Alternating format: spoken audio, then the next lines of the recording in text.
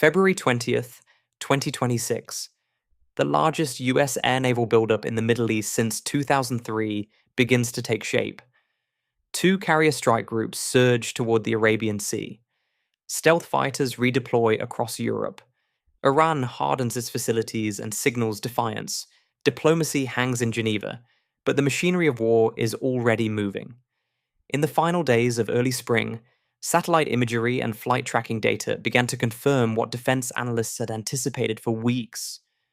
The United States was concentrating substantial military power across the Middle East. Two carrier strike groups, each centered on a nuclear-powered aircraft carrier with its complement of guided missile cruisers and destroyers, were ordered into the region. One transited the eastern Mediterranean toward the Suez Canal, while the other moved through the Arabian Sea, closing distance to the Gulf. Simultaneously, squadrons of fifth-generation stealth aircraft redeployed to forward bases in Europe and the Gulf states, supported by aerial refueling tankers and intelligence platforms. The timing was not coincidental. In Geneva, nuclear negotiations with Iran were approaching deadlock. Diplomats had narrowed technical gaps on uranium enrichment levels and inspection protocols, but Tehran refused to extend talks to its ballistic missile program or to the regional proxy networks it funds and equips. Western negotiators signaled that without broader concessions, sanctions relief would stall. Within days, insurance premiums for tankers transiting the Strait of Hormuz began to climb after brief, unexplained disruptions to commercial shipping lanes. Energy markets reacted sharply. Regional governments quietly elevated at alert levels. The convergence of stalled diplomacy and visible force projection signaled that the Gulf was entering a more dangerous phase. By midweek, the diplomatic channels that had once operated quietly in Geneva hardened into public ultimatums. Washington formalized its position: a complete halt to uranium enrichment beyond civilian thresholds, binding restrictions on ballistic missile development, and verifiable disengagement from proxy militias operating in Iraq, Syria, Lebanon, and Yemen. The demands were framed as prerequisites for any durable sanctions relief. Officials described them as necessary to address what they termed the full spectrum of destabilizing activity. Tehran's leadership rejected the expanded terms almost immediately. Senior figures reiterated that missile capabilities were non-negotiable and characterized regional alliances as sovereign security arrangements. Within hours, the Supreme Leader delivered a nationally broadcast address condemning external pressure and warning that coercion would be met with proportional response. Moscow adopted a measured tone. Russian officials urged restraint and a return to the original nuclear framework, carefully avoiding any pledge of military backing, yet symbolism carried weight. A previously scheduled joint naval exercise between Russia and Iran proceeded in the northern Indian Ocean, emphasizing maritime security cooperation. The drills signaled alignment, but not commitment, underscoring Moscow's calculated ambiguity as tensions edged higher. Within days, the outline of American force projection became unmistakable.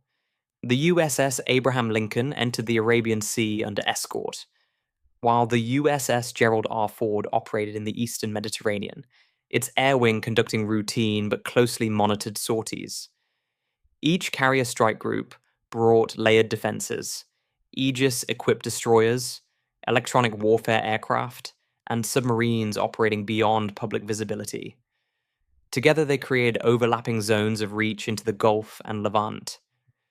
Across Europe and the Middle East, staging bases expanded their tempo. At RAF Lakenheath, additional F-15E and F-35 aircraft rotated through hardened shelters. In RAF Akrotiri and at Al Udeid Air Base, runway activity increased as stealth F-22s and multi-role F-16 repositioned to shorten response times. Continental European bases quietly supported maintenance and munitions staging. Behind the visible fighters operated the enabling network: KC-135 and KC-46 tankers extending range, E-3 AWACS aircraft maintaining radar coverage, and high-altitude drones feeding persistent ISR streams to regional command centers. Farther south, the remote atoll of Naval Support Facility Diego Garcia functioned as a logistics anchor, pre-positioning fuel, precision munitions, and long-range bomber support. Much of this buildup unfolded in plain sight. Open source analysts tracked transponder signals and satellite imagery, documenting aircraft movements in near real time. The transparency itself reinforced the message. Deterrence had matured into operational readiness. As external pressure intensified, ultimate authority rested with Ali Khamenei. In Iran's political system, strategic decisions of war and peace are not made by the elected government alone, but flow through the office of the supreme leader, who defines red lines and authorizes major military responses. Civilian ministries execute policy, yet the parameters are set at the apex. Beneath that authority operates the Islamic Revolutionary Guard Corps, an institution parallel to the regular armed forces and central to regime preservation. The IRGC controls Iran's ballistic missile arsenal, oversees strategic drone development, and manages expeditionary networks beyond national borders. Its mandate is defensive in doctrine but expansive in practice. Deter external threats while projecting influence through aligned movements. Among those networks, Hezbollah and Yemen's Houthi forces represent calibrated escalation levers. Both maintain readiness cycles tied to regional developments. Meanwhile, tensions with the United Kingdom deepened after reciprocal designations labeling elements of each other's military structures as terrorist entities. Within this framework, risk tolerance is institutional, shaped less by rhetoric than by calculations of regime continuity and credible deterrence. By the time carrier groups settled into position, planners on both sides were calculating capabilities rather than rhetoric. For the United States, initial strike options would likely rely on precision and distance. Tomahawk cruise missiles launched from guided missile destroyers could target radar arrays, air defense batteries, and command nodes with minimal exposure to pilots. Air-delivered munitions, including joint direct attack munitions, small diameter bombs, and the AGM-158 Joint Air-to-Surface Standoff Missile, offered layered penetration against hardened facilities. Stealth integration was central to this architecture. F-35 and F-22 aircraft, operating from regional bases and carriers, would be tasked with suppressing integrated air defenses and establishing early air superiority. Their low observable profiles, combined with electronic warfare support, were designed to degrade radar coverage before conventional strike packages entered contested airspace. Naval destroyers positioned in the Arabian Sea extended the standoff envelope, allowing sustained launches without crossing into restricted waters. Iran's counterplay rested less on air power than on volume. Its extensive ballistic missile inventory, ranging from short to medium-range systems, was calibrated to threaten US bases in Qatar, Bahrain, and the United Arab Emirates, as well as targets inside Israel. The Strait of Hormuz provided additional leverage. Even limited disruption could affect global energy flows. For Washington and its partners, any campaign would require immediate missile interception capacity and continuous air dominance to prevent escalation through sustained retaliatory salvos. By late spring, satellite imagery indicated reinforced berms and additional air defense emplacements around facilities such as Parchin Military Complex, long associated with sensitive weapons research.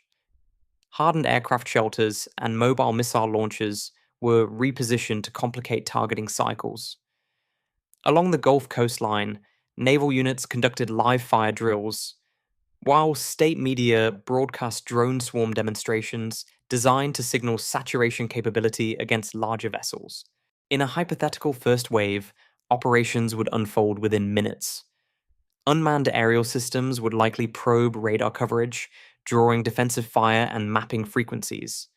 Stealth aircraft would follow, penetrating contested airspace to disable command nodes and integrated air defense systems. Precision strikes from offshore platforms would target missile storage sites and communications relays. The risk lay in compression of time. Direct air engagements between interceptors and stealth assets could trigger rapid retaliation. Once kinetic action began, the distinction between limited strike and open conflict would narrow sharply, leaving diplomacy with little remaining space. By early summer, the United States had assembled its most concentrated regional air posture in decades, a layered network of carriers, forward bases, and persistent surveillance. European allies enabled the architecture through access, logistics, and limited aircraft contributions, though most avoided direct combat commitments. The coalition footprint was deliberate but restrained. Strategically, outcomes diverged sharply. A calibrated punitive strike might degrade missile infrastructure without threatening regime survival. A broader campaign, however, could destabilize internal balances of power.